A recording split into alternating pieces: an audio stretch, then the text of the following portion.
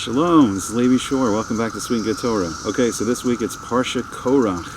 So Korach may have been the very first Jewish politician, Chas v'Shalom, but Hashem is always our king. So what does this all mean? So let's dive into the Parsha and let's start to see what it means. So the very first pasuk, the very first verse, it says, Vayikach Korach ben Yitzchar ben Kachas ben Levi v'dasan v'aviram b'nei Eliav v'on ben Peles b'nei Ruvain.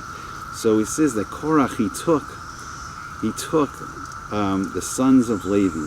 He was a son of Levi, and then Dasan and Aviram, who are very famous to us.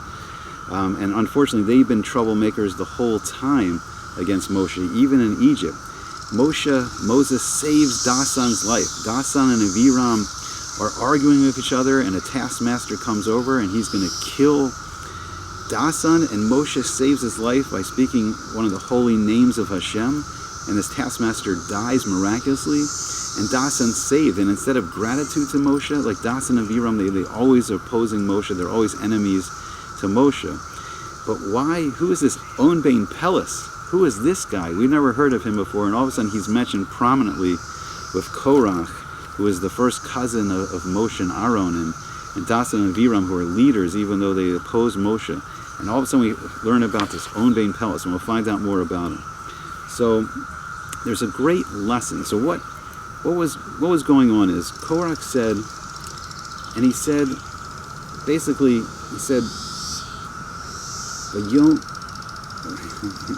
I'm sorry. So Vayikahalu al Moshe v'al Aaron. So Korach gathered everyone. He gathered the whole community against Moshe and Aaron. V'yomru eleihem, and he said, Rav lechem, he says, it's too much for you. It's great for you. Ki chol ha'eda kulam kedoshim. And he says, all of us, all of the Jewish people, we're all holy. We're all kedoshim. And he says, Uvsocham Hashem u'madua tis nasu al kachal Hashem. He says, then we're all holy, and Hashem is living among us. Hashem Shekhinah is hiding inside the pillar of cloud by day on the Arna Kodesh in the Mishkan, and it's hiding in the pillar of fire on top of the Arna Kodesh, on top of the Ark of the Covenant at night in the Mishkan, in the Holy of the Holies. The Shekhinah lives with all of us. All the Jewish people are holy.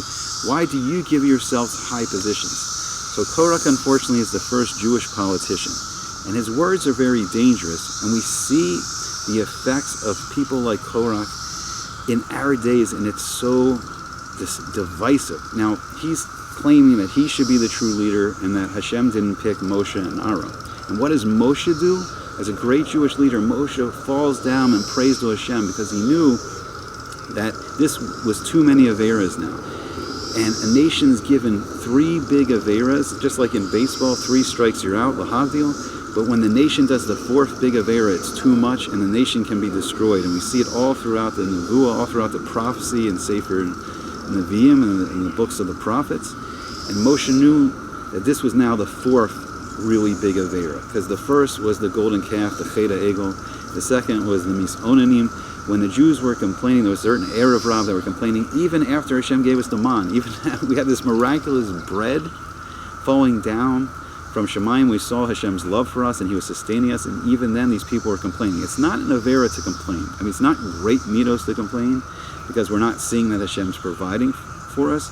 But when seeing this miraculous, sustenance from Hashem and then complaining, that was a huge Avera. And then the Avera of the Meraglim, the spies who spoke Loshen Hara about Eretz Yisrael. And this one was too much now. Korach's rebellion was too much, and Moshe was worried that Hashem was going to wipe out the whole Jewish people. And what does a great Jewish leader do? Not a politician, a Jewish leader. He's davening to Hashem. He's trying to protect the Jewish people. He's fighting for the Jewish people. Now we see politicians, and we see it so clearly in our days, and their words are very enticing. Words like, you are all holy, and it's true. All the Jewish people have access to holiness. When we say a bracha before we do a mitzvah, we say, Asher Kedeshanu b'mitzvah sav, that you make us holy through your mitzvahs. And what does it mean when we learn Torah? When we actually perform the mitzvahs, we absorb this spiritual energy called Kedusha, holiness. This actual spiritual energy comes into us. And the more we concentrate, the more we're learning Torah with simcha, with happiness and joy, the more we're doing a mitzvah with simcha enjoy, the more we can feel the actual Kedusha coming into us and making us holy. So, yes, the Jewish people are all holy.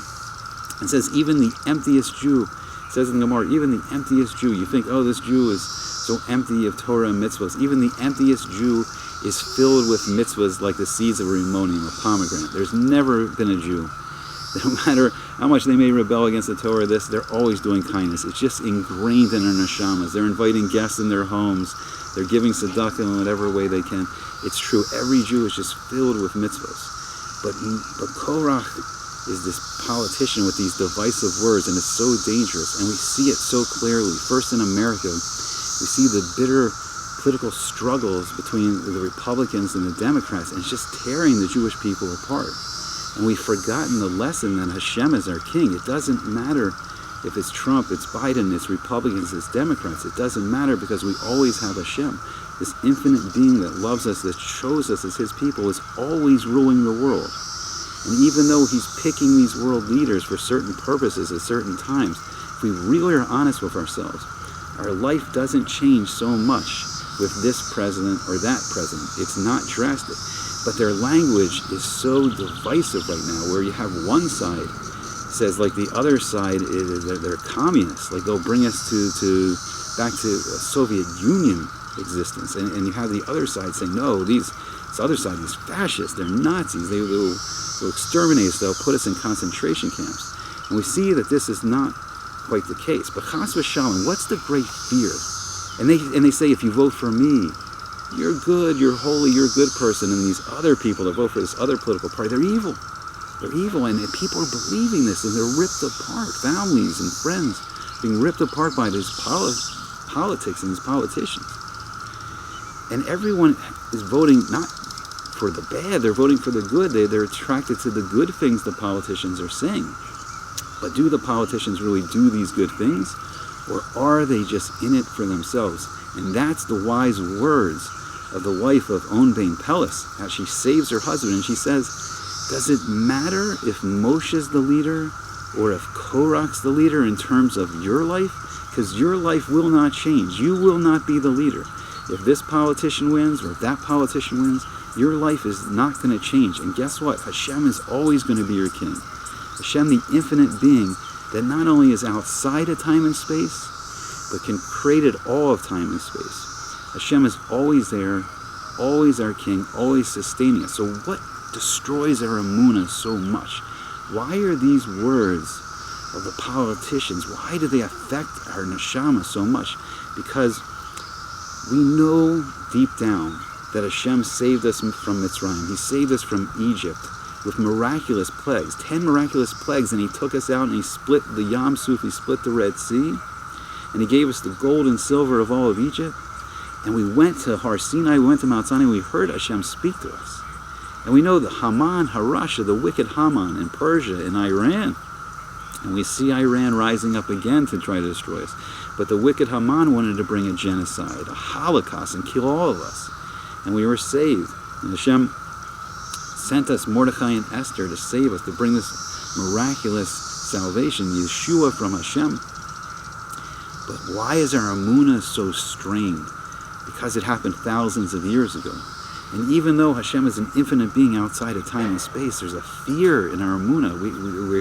Our emunah is hurt because we saw great tragedies happen to us more recently. In the 20th century, we saw the brutal destruction that the Nazis, the Yamach Shemam, wrought on Europe and destroyed these beautiful Jewish communities in Europe and destroyed all the yeshivas and the shuls and the communities, and we saw this great destruction. And then the Soviet Union.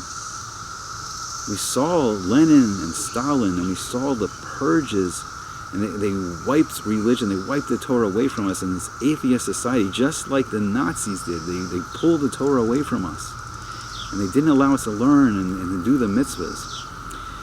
And our emunah is suffering because of these great tragedies of the 20th century. But is Hashem there? Is Hashem our God? Of course. Of course he is.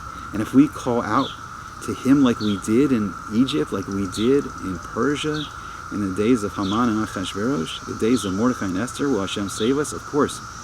And if we really look slowly, carefully, we see that in 1948 Hashem started something major.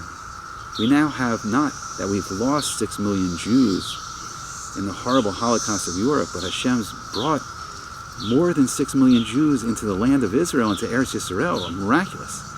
And we see that the Bnei Yishmael, even though they attack us with these thousands of rockets from time to time, Hashem miraculously makes these rockets not hit. Very rarely does one of these rockets hit. It's miraculous. We see Hashem's protection.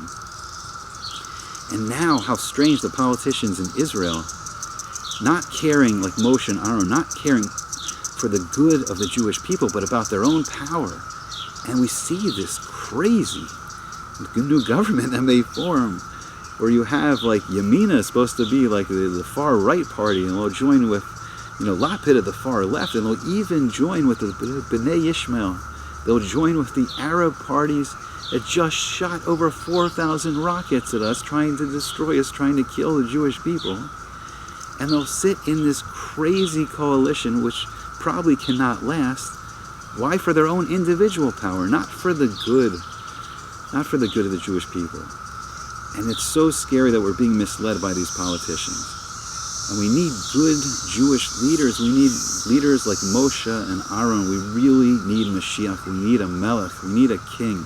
We need a king that's going to take care of his people. We need a king that cares about his people. We need a king that's going to attach us back to Hashem and his Torah and his mitzvos.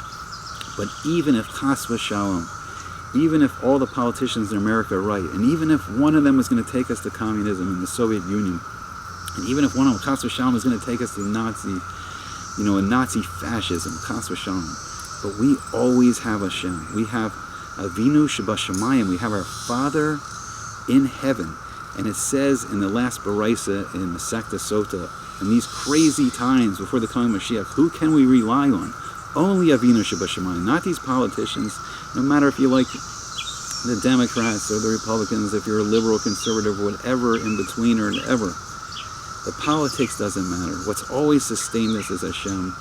What's always sustained us and connected us to Him is the Torah and the mitzvahs. And Hashem will listen to us. If we ever, chas v'shalom, get in that situation again, if we cry out to Hashem, it will be different this time. If we cry out to Hashem, it will be like Egypt this time. And Hashem will send those miraculous plagues to destroy our enemies. I know it's hard to believe because we've seen recently this 20th century that so damaged our emunah. But Hashem hasn't changed. And really the Jewish people, we really haven't changed. Deep down, we're all filled with mitzvos, just like a rimonim, a pomegranate is filled with seeds. So B'ezrat Hashem, may Hashem quickly send Mashiach. May we grow closer and closer to Hashem, and we call out to Hashem to save us from whatever we need saving from. And may this gullus finally end, and we see the Geula. I hope you enjoyed it, and I hope to see you back again soon on Sweet and Good Torah.